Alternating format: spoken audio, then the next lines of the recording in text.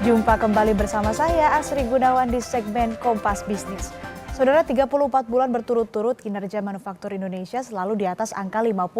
Tetapi yang terbaru, untuk pertama kalinya kinerja pabrik-pabrik di Indonesia ini melemah. Data yang dirilis oleh S&P menunjukkan bahwa manufaktur Indonesia sudah masuk lampu kuning pada bulan Juli karena tidak lagi di level ekspansif.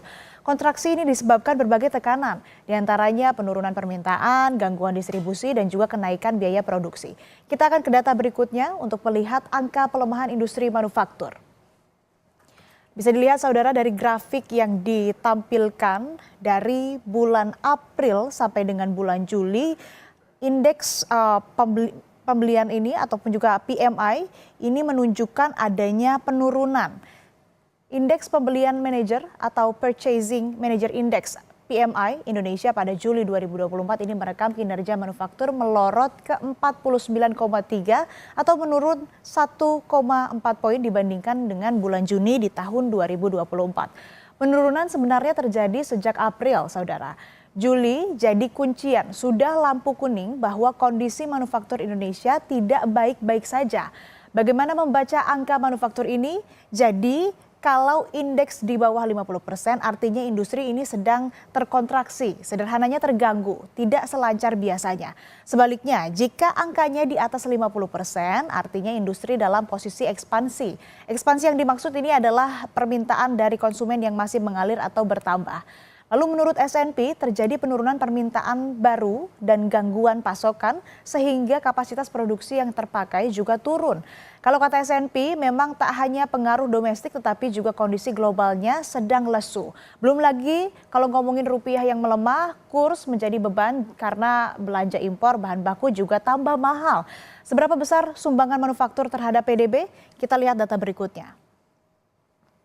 Nah ini saudara, di era kepemimpinan Presiden Joko Widodo, sumbangan manufaktur terhadap PDB terus melandai atau melanjutkan penurunan dari kepemimpinan sebelumnya. Nilai manufaktur 2022 ini mencapai 3.591,7 triliun rupiah.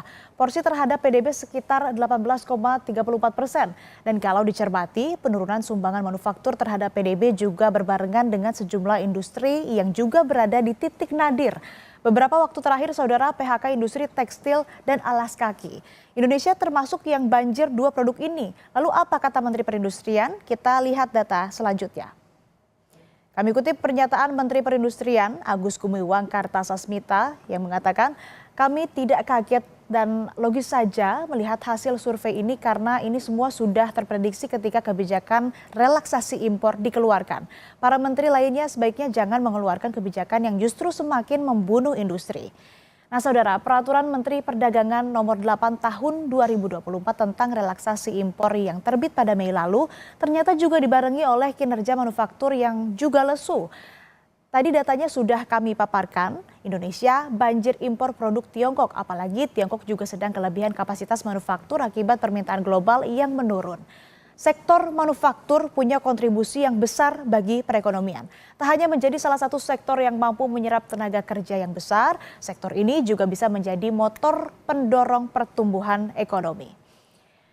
Ekonomi Indonesia pada triwulan kedua 2024 diperkirakan tetap tumbuh lebih dari 5%. Menteri Keuangan Sri Mulyani bilang perekonomian Indonesia tetap menunjukkan kinerja yang baik di tengah tingginya ketidakpastian global.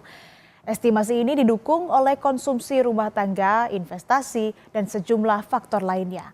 Investasi diprediksi menguat seiring dengan penyelesaian target pembangunan infrastruktur dan investasi sektor swasta. Kebijakan pemerintah untuk menjaga stabilitas harga dan program perlindungan sosial Parlinsos untuk masyarakat rentan diharapkan mendorong laju konsumsi masyarakat. Pilkada serentak pada November 2024 juga diperkirakan memberi dampak positif pada aktivitas konsumsi.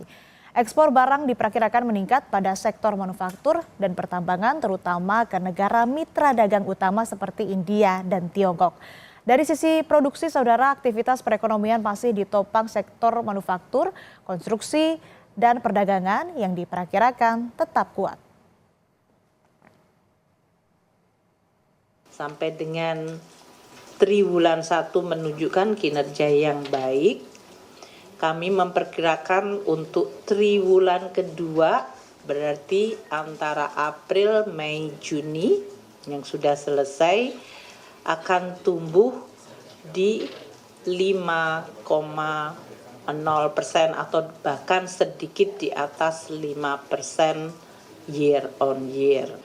Ekspor kita untuk barang diperkirakan meningkat, terutama ini Q2 ya, untuk ekspor produksi manufaktur dan ekspor pertambangan.